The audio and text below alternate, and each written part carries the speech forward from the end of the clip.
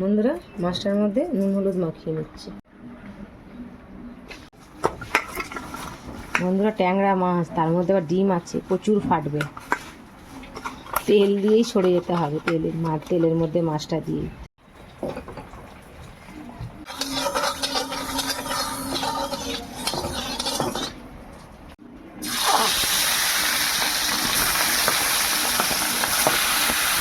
বন্ধুরা মাছগুলোকে লাল লাল করে ভেজে নিলাম। এই অল্প তেলের মধ্যে আমি মাছের কালিয়াটা করব। তেলের মধ্যে একটু চিনি দিই, তাহলে তরকারিটা কালারটা ভালো আসবে। বন্ধুরা লাল হয়ে গেছে, দেখুন তরকারিটার কালারটা ভালো আসবে। এবার আমি পেঁয়াজগুলো দিয়ে দেবো।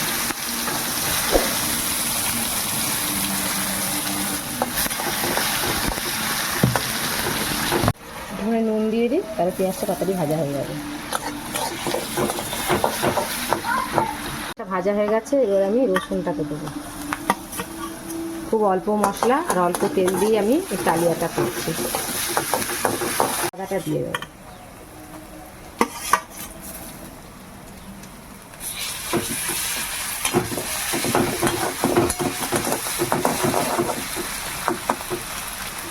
বন্ধুরা এবার টমেটো আর কাঁচা লঙ্কাটা দিয়ে দেবো। কাশ্মীরি লঙ্কা দেবো।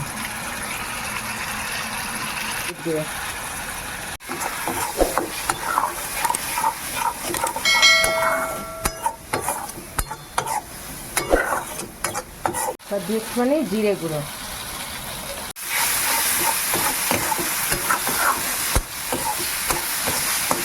অল্প একটুখানি জল দেবো। তেল দেখুন ছেড়ে গেছে মশলা থেকে, তেল বেরিয়ে গেছে। অল্প একটু জল দেবো যাতে মাছটা গায়ে মাখামাখি হয়।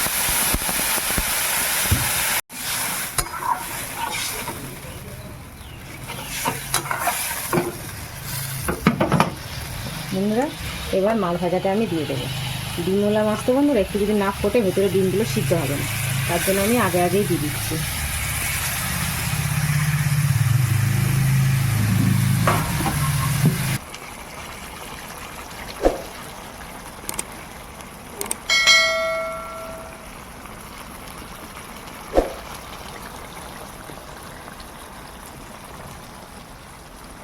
বন্ধুরা আমার রান্না হয়ে গেছে, আমি একটুখানি গরম মশলা দিয়ে দিই।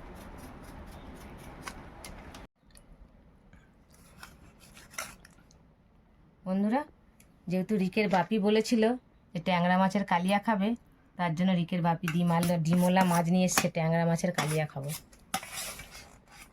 শুকনো শুকনো করে ট্যাংরা মাছের কালিয়া করো খাবো, তাই জন্য ওকেই দিলাম।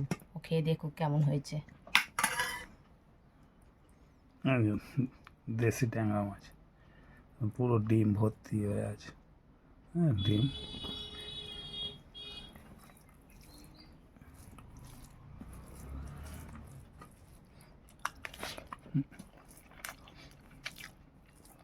খুব সুন্দর হয়েছে কালিয়াটা।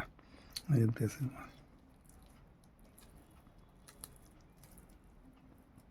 মাছ মাছ কত সুন্দর। আর ডিম, এই যে ডিম,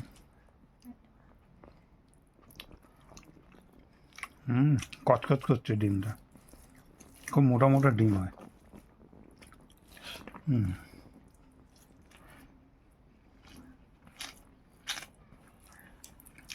খুব মিষ্টি মিষ্টি মাছ খুব। বন্ধুরা আমি যেভাবে ট্যাংরা মাছের কালিয়াটা খুব অল্প মশলা দিয়ে করলাম, আপনারা দেখলেন। তো এইভাবেই আপনারা ঘরে রান্না করে খেয়ে দেখবেন। আর যারা নতুন দেখছেন তারা অবশ্যই লাইক করবেন, কমেন্ট করবেন, আর সাবস্ক্রাইব করতে বন্ধুরা ভুলবেন না। আর শেয়ার বন্ধুদের সঙ্গে অবশ্যই করবেন, আর একটা লাইক করে দিয়ে যাবেন।